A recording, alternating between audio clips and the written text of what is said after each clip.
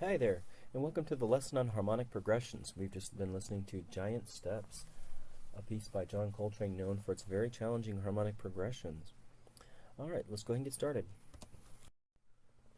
So let's start by looking at this sentence. Pet not raccoons, I ever rabid do. So what's wrong with this sentence? It seems like the words are in the wrong order, so the sentence is fairly unclear. In a similar way, if we use chords in an unusual ordering, the meaning of the music may be unclear. So if I were to play this,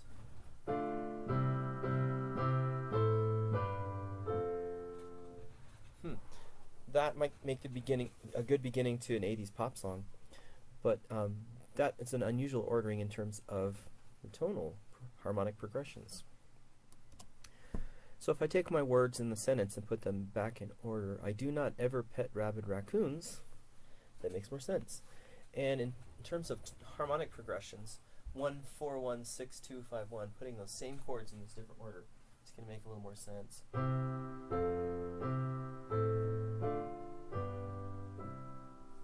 Okay, it's more typical harmonic progression. One of the most common harmonic progressions is the circle of fifths. Here, we call it the circle of fifths because the chord roots are moving by descending fifths, or and ascending fourths. So frequently we go back to 3, then 6, 2, 5, 1. That's around the circle of fifths. Right, and the roots are going. So that segment of the circle of fifths is frequently used, right? And these are quite common in tonal harmonic progressions. Now another way of looking at chords is to look at their function. And there are 3 basic functions for chords. The tonic function is the 1, and then the dominant, the 5 and the 7, and the predominant, the 2 and the 4. Let's look at each of these in turn. First of all, the tonic is the 1 chord. So the 1 has a tonic function. It's stable, it's the most essential key to a chord to communicate the key, and it is often the harmonic goal of tonal music. Okay, so everything gravitates towards the tonic. From the 1 chord, you can progress to any other chord. Alright, so the next function is the dominant. So the 5 chord has a dominant function, and its function is to progress to the tonic. And this is one of the most important tonal relationships, the relationship between tonic and dominant. Essentially, the dominant creates harmonic tension, and the tonic provides release from that tension, like this.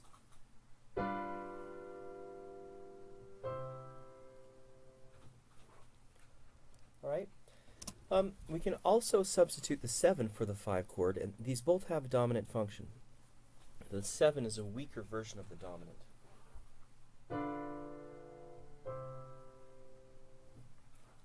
Alright, shared function, but the 7 being weaker will sometimes progress to the 5 to become stronger, to become a stronger dominant. Something like this.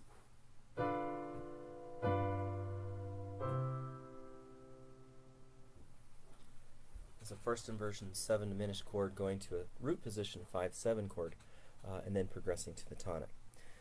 Also notice that the tonic has this dotted arrow, meaning it can go anywhere. You can progress anywhere from the tonic.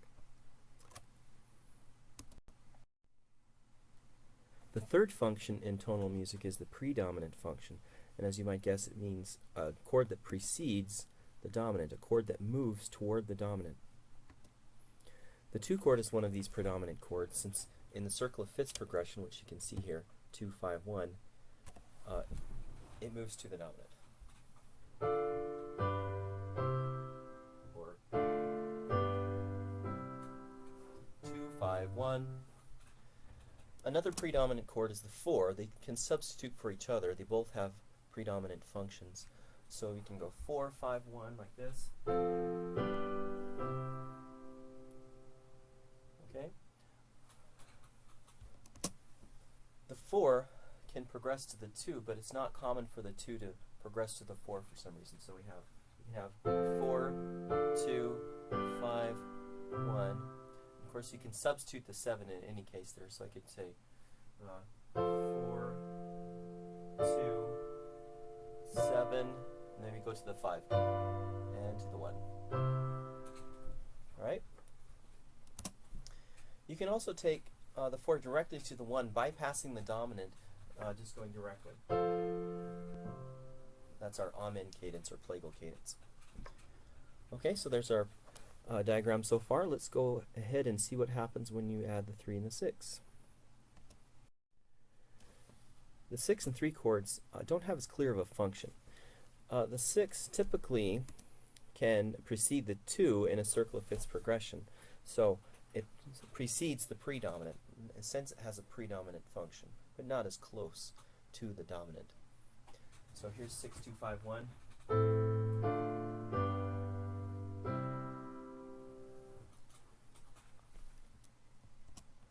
Another thing that can happen is the 5 could go directly to 6 in our deceptive progression, right? So I might have something like this.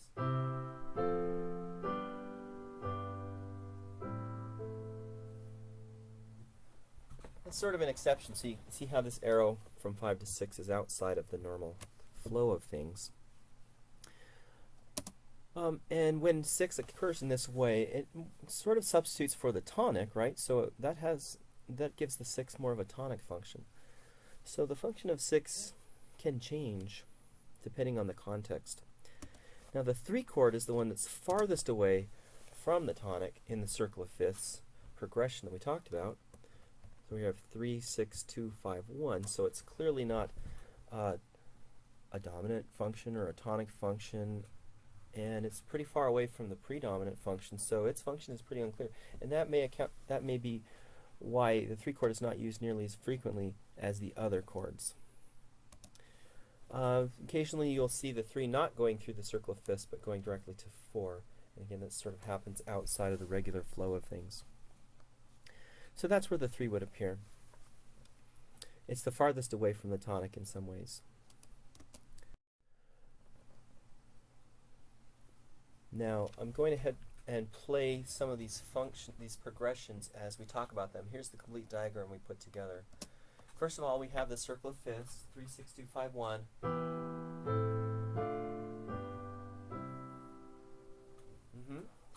Okay, you can see that along the bottom of the cycle, or along the bottom of the diagram here. Another thing that fairly frequently occurs is the progression of a descending third. So we can see that from 1 to 6. 1 can go anywhere. From 6 to 4, from 4 to 2, even 2 to 7, and then from 7 to 5, of course. We just don't see from 5 to 3. That's not common. Or from 3 to 1. But there are a lot of descending thirds progressions. So if I went from 1 to 6 to 4 to 2, and maybe 7, and then 5, back to 1, that would be a descending thirds chain of progressions. Another type of progression that happens fairly frequently is that of an ascending second. We can see that from 1 to 2, from 4 to 5.